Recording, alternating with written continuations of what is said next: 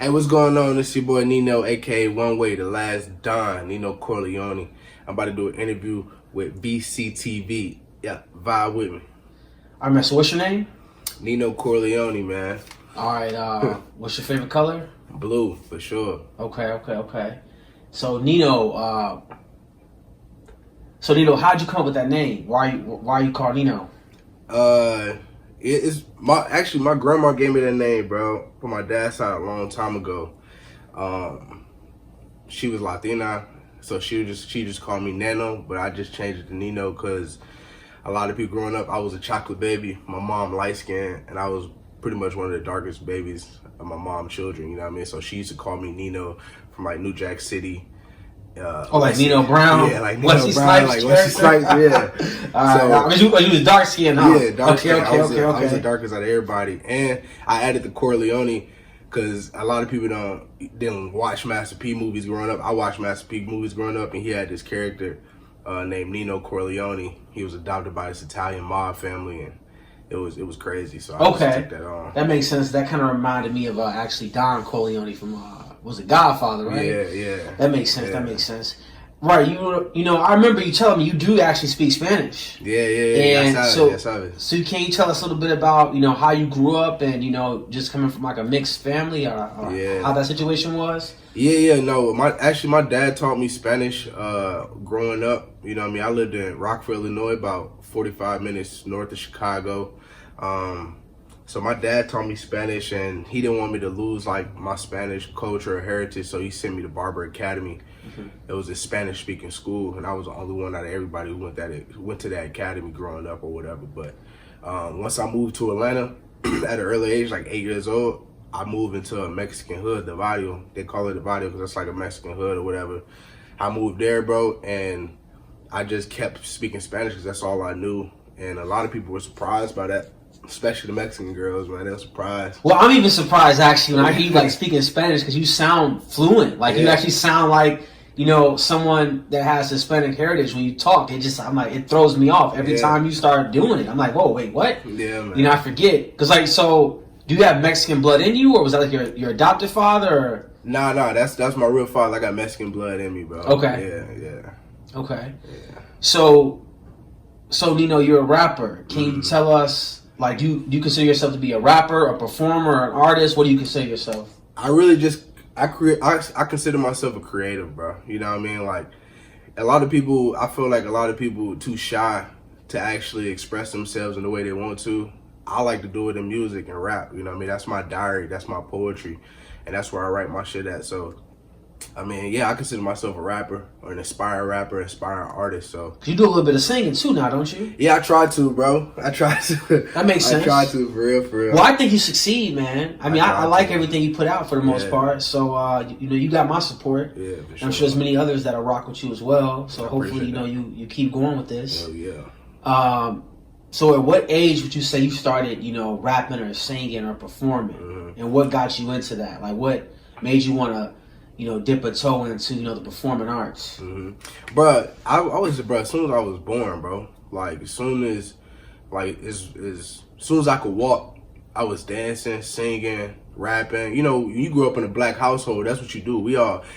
A black family is intimate. It's not really like any other culture. Like black minority families, they intimate with each other. So we grew up singing in the house. We grew up dancing with each other, putting performances on for our aunties, uncles, for the house guests and shit like that. So I say I started rapping for real as soon as I was able to walk. And me and my cousins, we used to just rap to see who sounded the hardest, sounded the best. So like, that's when I started, bro, for real. I started taking it more seriously when I was like a teenager though. Like when you were in high school? No, when I was in middle school. Like, I was 13, like in middle school, I started taking it seriously, bro. What do you mean by taking it more serious? Like, were you writing more? Yeah, I was writing more, rapping for real. I was going through a lot in my life, so I wanted to reflect that through my rap and shit like that. Like, I started smoking weed at an early age, too, and once the weed hit my brain, that just made your creative juices flow, bro. It made me rap even more, because I already knew what I was going through. I wanted to express that. You know what I mean? Okay. So speaking of your teenage years, when you said you were going through a lot of things, you started, writing and performing more. Like, I noticed in one of your songs, Call, it seems like you may have written that at a younger age during that time. Is that something you wrote, during those times when you were transitioning from, youth to like teenager? Yeah, now I didn't write that then. I wrote that, honestly, I wrote that during the pandemic for like the start of the pandemic. But is the song talking about those teenage years, basically? Yeah, it's basically talking about my transition from boyhood to manhood, because I had to grow up really quickly, you know what I mean? I knew I should never been in the streets doing the thing I was doing. Okay. And I'm not a street nigga by far, like, you know what I mean? Like, I did some street shit, you know what I mean? I'm not one of them niggas now, you dig what I'm saying? But when I was young, 14, 15, 16, 17 years old, like, I was wilding out. Why? What do you think caused you to wild out like that, like get involved in like the streets and what was going on out there? Honestly, bro, it was no supervision, you know what I mean? I grew up literally by myself, bro. You dig what I'm saying? So, like, I grew up without, my father lived in Chicago, and my mom, she was going through what she was going through. So, I grew up with no supervision. I had 3 siblings in prison doing 10 years plus. You dig what I'm saying? So, I grew up by myself. I really didn't have a father figure. I didn't have a mother figure. And I was just out there making money, making a way for myself, bro. So, you were living in Rockford with your mother? I was living in Atlanta at this time. Okay. Yeah. I was living in Atlanta at this time. So I remember it does seem like you have kind of moved around a lot. So where were some of the places you grew up? So I was born in Rockford, Illinois, and then I moved to Virginia. I moved to Hampton, Virginia, and I moved to Woodbridge, Virginia, and then I lived in Killeen, Texas for a little bit, and then I went back to Rockford. I lived in Chicago, and then I moved to Atlanta. So were you moving around with your mom at this time, or were you just? Yeah. Okay. At that time, we was moving around. My mom was running away from demons. So I mean, okay. We all got problems, but she was young. She had 5 kids by the time she was 23. So, you know what I mean, she was real young, and we were just moving around, bouncing around because she was running away from something. So. Okay. Yeah. Okay. So she really wasn't. Although you lived with her, she really wasn't present. It didn't really play an active role in your life while you were growing up. Nah. Okay. Well, I mean, I will say, you definitely have come a long way, and you've definitely made a good transition. So tell us a little bit about what you're doing now, currently, professionally. Oh, yeah. You know what I mean? Professionally right now, I'm a lieutenant in the Army, you know what I mean? Like, I take pride in that. I take pride in my job now. FA officer. I'm about to take a platoon, literally. So FA, what is FA? Field artillery officer. I'm about to take a platoon in literally three weeks. You know what I mean? So as soon as I get down to Fort Bliss. That's down in Texas, right? Yeah, that's down to El Paso, Texas. So, I mean, I like my job, bro. You know what I mean? I like being a leader. I like leading people and inspiring people, because a lot of people in the Army, a lot of people don't know the people in the Army, the enlisted soldiers, they come from various backgrounds. You know what I'm saying? Some people who, that was their last resort. It was either jail or the Army, or some people who is chasing a legacy their father already put in place or built for them. You know what I mean? So I like to talk to multiple people, bro, and I think it's a cool idea just being able to lead some of them young people. You know what I mean? Okay. You were also kind of like a football star, too, over at West Point. Tell us a little bit about that, some of your stats and just whatever else you want to tell us about the football career. Yeah, honestly, man, like, it's interesting you bring football up, because when I was transitioning from, like when I was transitioning as a teenager from like boyhood to manhood, as I would say, even though I haven't even become a man till I was like 25. I'm 25 now, but I started playing football when I was 15, bro. Like, I started playing football. What got you into that? It was actually my big homie, man. One of my big homies, a guy that I looked up to, like, because I grew up playing soccer with the Mexicans. Like I said, I grew up around Mexicans, Latinos, and Latinas. So I grew up playing soccer. That was fun, the tennis courts and stuff like that. So, but my big homie, his name Justice, he was like 6'3", 200-something pounds, running back, fast. It's like high school? Yeah, high school, bro. Like, even in middle school, like, he took over the whole county, the whole city at football. He was big as hell running back, bro. He had hella offers everywhere, you know what I mean? But he didn't pursue that dream because, sometimes the streets, they fuck some people's dreams up, you know what I mean? He got caught in that. But I saw what he was doing. I was like, bro, I want to be just like him. Like, he inspired me to play. So what position did you play? Running back. That's what you played your entire football career? My entire football career, bro. I try to play DB a little bit. I played cornerback my sophomore year in high school. But we played against Stevenson High School. Anybody in Atlanta know about Stevenson High School? Like, They threw a 100-yard bomb over my head. Dude caught it, but he was out of bounds. So they went right back to him. Touchdown. I said, yeah, that's it for defense. I never play defense again. Okay. So you made a big fall off, and you just said, run it back. Never again. Okay, stuck with what you knew. Yeah, but I transitioned to college. I got a scholarship to Army West Point, you know what I mean, to play football, running back there. I made a impact on that team, triple option offense. I made a little impact. I did pretty well, you know what I mean. I scored 20-something touchdowns my whole career, you know what I mean. Like, how many yards did you get? Is that something? The whole career, I would say I got over close to 2,000 yards my whole career, maybe. Okay. What's like the average? The average for slot back and triple option offense, bro, is about 1,000 yards. Cause so you damn near got double. Yeah, almost got double, man.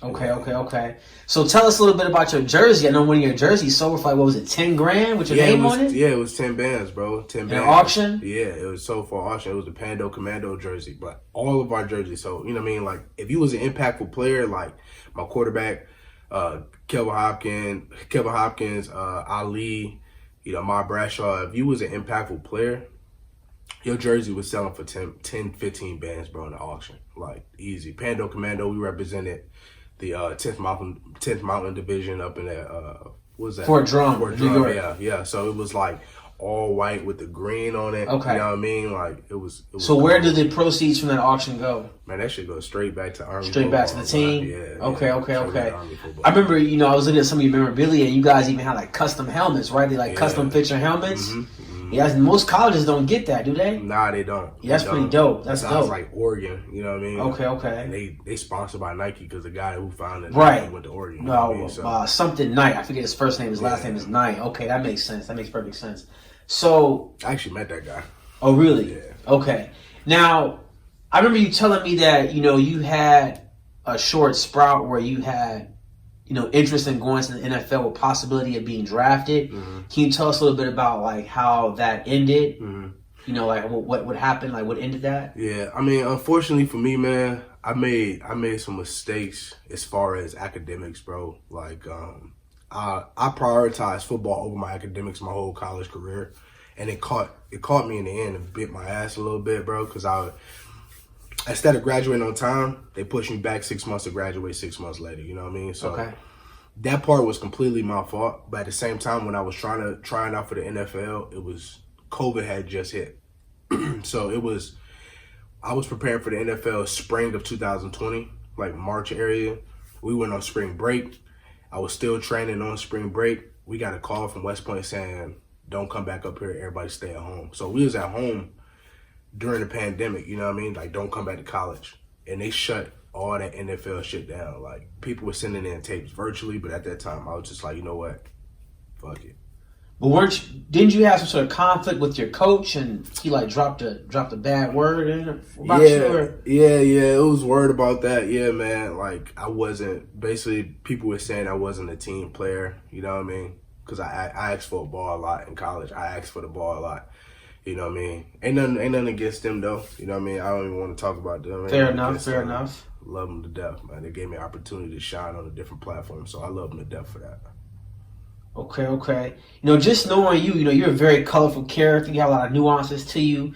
You know, what are some of your sources of inspiration, you know, to be like who you are? Yeah. My father, bro. My father, God, my family. You know what I mean? Like, that's pretty much it. You know what I'm saying? Like, God first and foremost, because, you know what I mean, I seen what he been doing in my life. He been working hard in my life, bro. And he been putting me in situations that's, like, incredible and amazing to me. You know what I'm saying? Because I come from literally nothing, trenches. Like, a lot of people say they come from the trenches, and they really come from Gwinnett County. If you know about Gwinnett County, like, 3-story houses and stuff like that. You know what I mean? Like, was that in Georgia? Yeah, in Atlanta. Outside of Atlanta, yeah. Mm-hmm. But like, bro, I come from absolutely nothing. Rockville, Illinois is nothing. You dig what I'm saying? Yeah, I have a few cousins out there. I've been out there a few times. It's nothing, bro. It's a dead land. It's a dead land, bro. But my father was a hardworking guy, bro. He was born in 1930s. Like, you know what I'm saying? And he survived Jim Crow era. He survived segregation. He survived damn near. He never went to war. Never was in the army. He died literally, Vietnam, World War II, all that, bro. And he made a way for himself. And he was working in Atlanta in 1960, doing construction, doing drywall. like having his own. He survived that whole thing, bro. This song? Yeah. That shit old. I've been there before. The trenches. My whole city in a box. Yeah. The only thing that matters is the money and love. But money trump it all when you running with thugs. They spilled this coffee and they put one in this mug. Shit, promise when you running with drugs. Such wine, shotgun, hell yeah. So I'm running with cut. And the hustle motivate, that shit running my blood. Sending shots at your brother, yeah, we popping your son. And one nigga really wanted with us, yeah. I know the feds listening, so we can't say what we did. My mama play with her nose before she play with her kids. They ain't playing with young niggas, getting 7 to bed. Return that boy to the store, he had a hole in his lid. When you up, many hoes come on love when you quit. When you down bad, dog, them hoes gone in the wind. I think my brother in college, he in a hole in the pen. Before I snitch, boy, you better put a hole in my skin, yeah. Yeah. Ain't never change on me. Ain't never change on me. Hard to go. Neno, talk to him, baby. I know I say shit, but don't ever think I'm wasting my breath. I mean, every word that I say ain't no faking that's left. Sometimes I feel like my generation just racing to death. Cover my family and I promise I'ma pray for you next.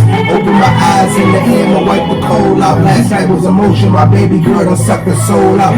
Reflecting on the times we was trapping out in the cold house. When that money on the counter, you know we having them poles out. My girl told me that we need a vacation with our toes out. We fuck on every surface, I promise you I won't hold out. Loving through whatever, it's too late for me to fold now. Steady hand on the wheel, I'll be damned if we lose control now. Big head, Neno been running shit like he got 6 legs. Tell him again, Neno.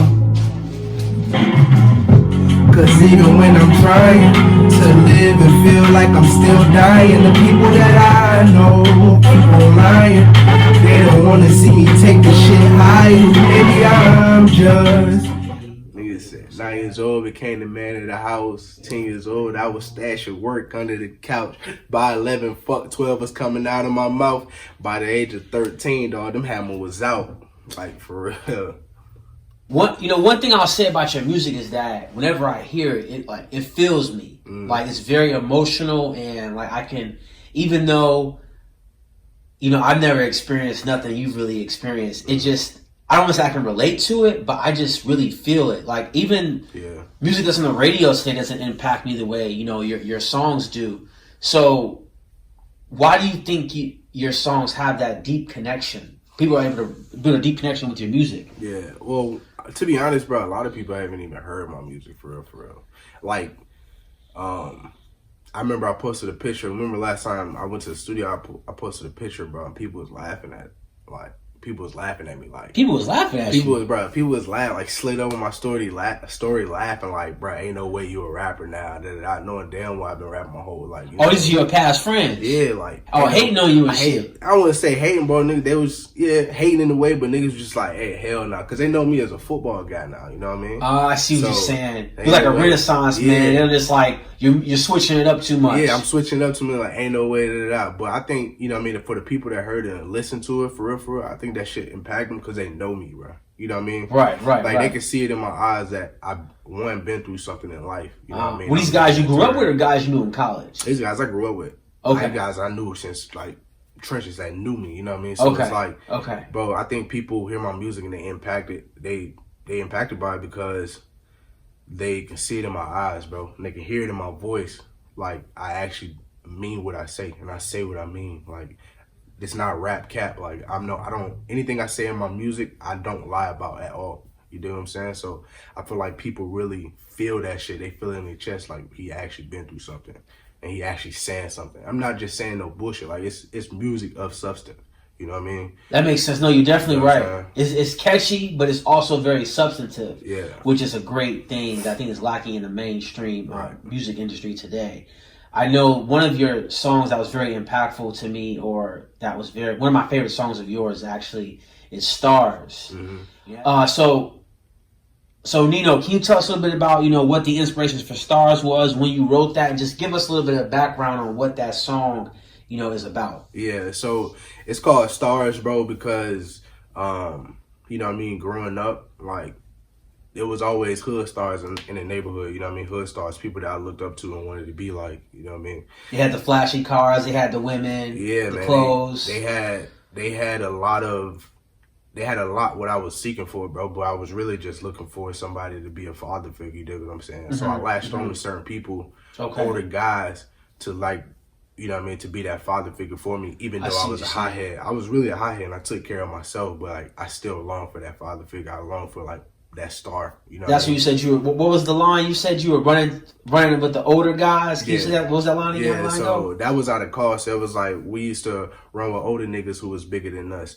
Styrofoam got the shit in my cup. Like, it was like we used to roll with guys that was way bigger than us, like 5 years older than us. Because you were looking for that, that guidance or that older figure in your life to replace your father, right? Who's absent at the time, right? And if we were young niggas, like.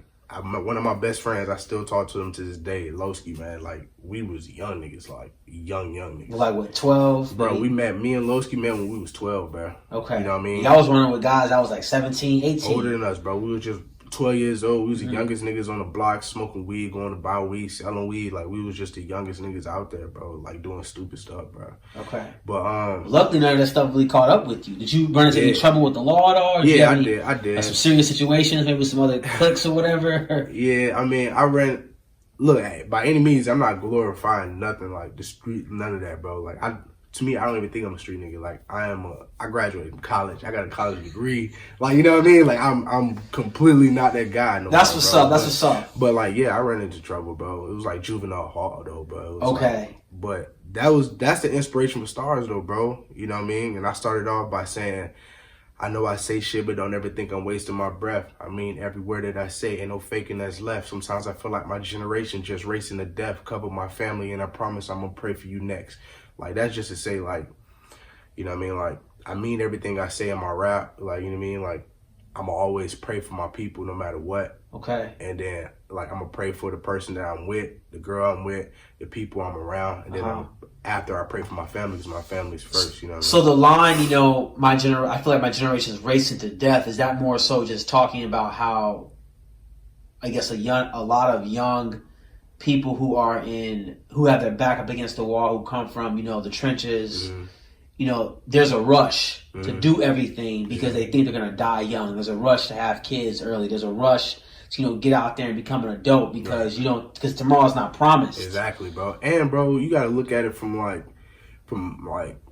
you black, you young, you know what I mean? You young and you grew up in Chicago. You got to look at it from standpoint of like, bro, like, when you have no guidance growing up, bro, you racing to death, for real. You living too fast because you feel like you got to be the adult and the child at the same time. Like, okay, so you really have no sort of inhibitions holding you back, right? Because you're trying to be an adult, but you're at a young age and you don't have that maturity yet to know like the ramifications of your actions. Right, bro. So you put yourself in harm's way. At 13 years old, you put yourself in harm's way.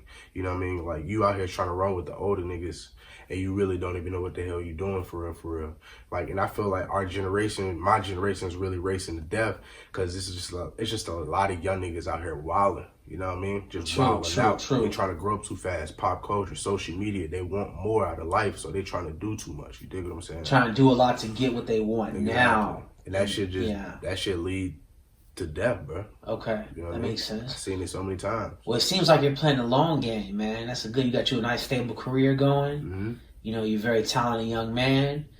So where do you want to see yourself in 5 years? Is this something you want to pursue full time eventually? You gonna do the full 20, because you love this shit, or what you trying to do? Bro, to be honest, bro, I just see myself being comfortable, bro. I'm a simple man. Like, my mom always tell me, like, you ain't got to be simple. You can be extraordinary. Like, I do think I'm extraordinary. You know what I mean? I think I'm an extraordinary person, but like, as far as what I want out of life, is wants versus needs. I want a lot of shit out of life. I want to be rich, you know what I mean? I want to have the flyest cars. I want to be the flyest nigga out here, you know what I mean? Like, I want to support my people.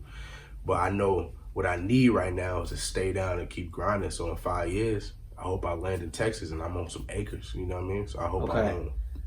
But what about what about from the standpoint of the music tip? Like, you trying to pursue the music, or are you just trying to lay low? And is this more of a hobby for you, Yeah. or are you trying to make this into some road to possibly stardom? Bro, I'm trying to make this a road to possibly stardom, bro. Like I'm really trying to make it in the music industry. But to do that, I gotta continue to do what I'm doing now. I gotta prioritize properly. You know what I mean? I gotta put my career. I gotta make sure the people in my job know that I'm serious about them, and I'm also serious about my hobbies too. You know what I mean? That makes sense. You're trying to build a sturdy foundation because you don't want to be racing to death, as you said in your song. I don't want to fall off or be racing to death like on some stupid shit. And I'm not trying to be like one of these artists out here beefing with hella people, bro. Like, I'm really a simple, cool nigga. Like, okay, I'm chilling, bro. Okay. I also said that. I said that shit in one of my raps. I know I slur my words. I hope you understand this message. I don't know where I'm gonna be in 5 years. I hope I land in Texas, like something like that. Like, for real. Mm-hmm. Well, Neno, I think that's all I have for you. Mm-hmm. It's VCTV. Do you have anything else you'd like to add before we close it out? Hey man, be ready for my drop. Be ready for new music. Everything. A lot of people don't even know who I am. And if you didn't take me seriously, man, take me seriously now. You did what I'm saying. Look me in my eyes and tell me about it. You know what I mean? So it's Neno Jarell, AKA One Way. Man, you know what I'm talking about. Sushi boy. What's your Instagram? _ Hosanna. That's _ HOSANAA.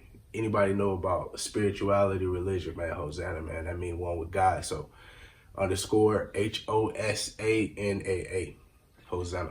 And where can people go if they'd like to hear some of your music? Do you have a catalog out online or anything like that? I'm about to put it out. I just got a distro kit the other day. So I'm about to play everything out. And you can find me on the NENO on all platforms. Neno. You know what I mean? I don't even say the Corleone.